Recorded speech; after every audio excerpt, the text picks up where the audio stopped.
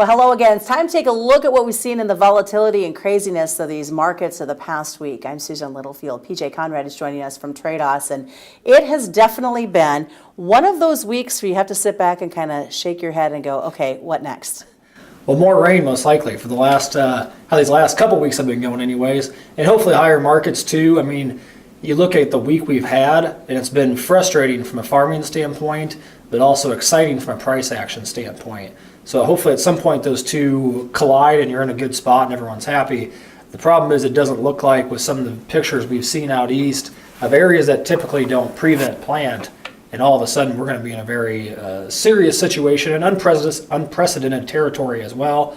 And maybe we're not there yet, but another 7 days down the road, and we're going to get to some pretty interesting markets, if not already. Well, and it's frustrating when you look from a producer standpoint. They've got the corn planted. They either have river water running through it, or they've got ducks and geese who have taken up residence, knowing that corn has died under the water. Now what do you do? Hopefully it goes away, right? Yeah. But there's obviously your chance of getting that planted is slim to none.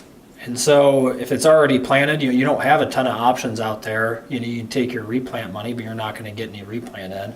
And so it's frustrating. I mean, you really got to feel for the farming community, and there's going to be some more aid that comes out. I mean, who knows what that actually looks like, but hopefully something for these flooded areas that you just haven't had any chance to ever get in. Maybe not prevent plant. There has been some talks of prevent plant going from instead of a 55% of payout type number to somewhere between 70 and 90. That's a lot of unknowns today. And I'd say the same thing with the MFP payment too.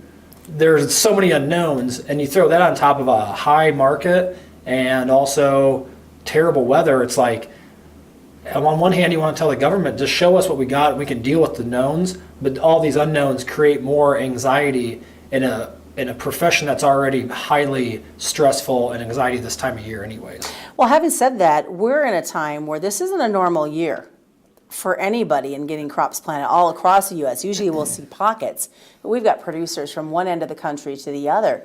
How do you market 2019, for example, corn or even beans that you haven't even gotten a chance to take them out of the shed yet?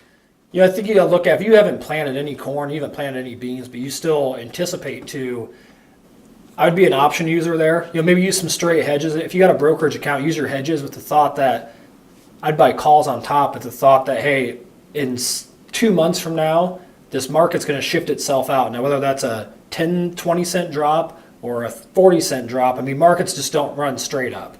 And we're kind of doing that now. We are running straight up, but at some point there's going to be a day of reprieve and things are going to come back down until we focus on yield. And that's more of an August, September conversation.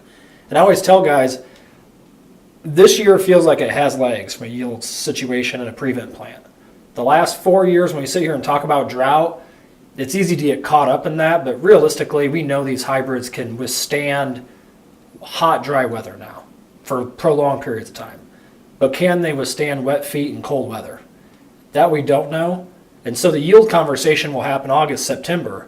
But that's not really a marketing plan. That's like a prayer plan, because you have a 25% chance of, historically, and maybe this year it's higher. I'm not disagreeing with that.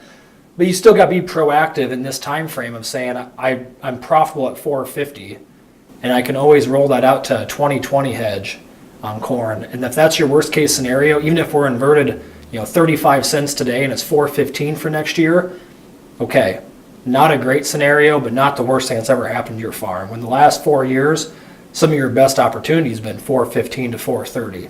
So I guess you got to think on the bright side and keep thinking positive, because it's easy right now to think corn screaming higher, I can't plant corn, I can't plant beans, and our demand is not going to be great probably on corn, and soybeans kind of the same song and dance. There's a glut out there, and that's not going anywhere anytime soon. And it's got to be hard to keep the emotions out of this, knowing that you're looking at a field that's underwater and nothing's moving. And You've made the purchases already of those beans and corn to get them in the ground.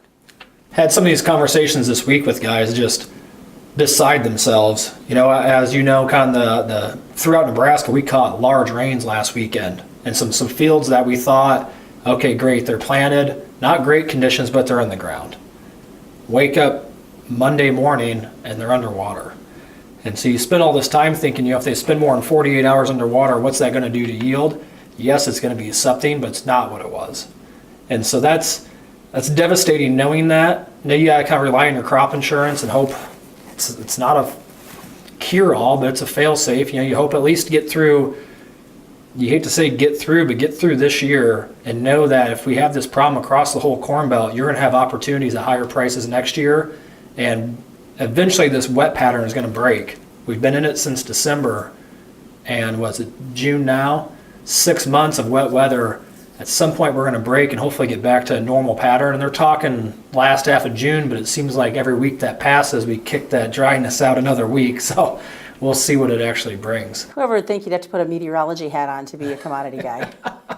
You got to pay other people to do that. Exactly. Let's switch gears a little bit, because I'm wondering, because of what's been happening in the grains, because we haven't gotten the crop in the ground, how do you see that affecting the livestock? It's going to be interesting. You talk in a lot of these areas that are heavily livestock based. I hear people are going to plant corn late as they can just solely for the silage. And so I think you're going to see some of that, but your cost of feed's going to go up. Your cost of production of that animal is going to go up.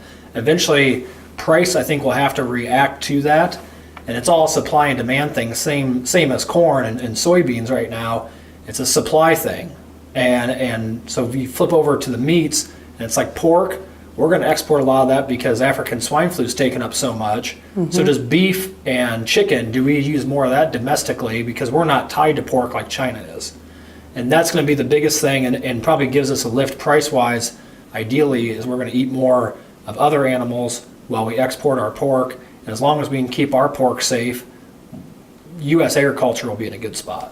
Some good things to think about, and obviously some frustrations in this last week with limit down trade in both cattle and hogs, something we haven't seen in this consistency in a while. No, it's crazy. You see those, what's funny, it cracks me up how the commodity world is, because you got to expect the unexpected. It's like 3 weeks ago when corn was at its lows and beans were at their lows, cattle was at not its highs, but it was up there, and hogs were screaming higher.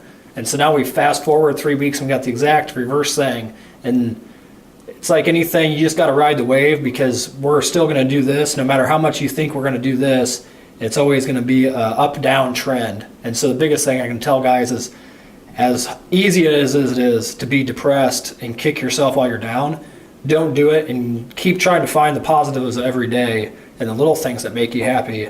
Because at the end of the day, it's not, you're tied to that farm, but there's always tomorrow's going to bring a new opportunity too. Very well put. Thanks so much, PJ. Thank you, Susan. PJ Conradt joining us today from Tredas. I'm Susan Littlefield here on the Rural Radio Network.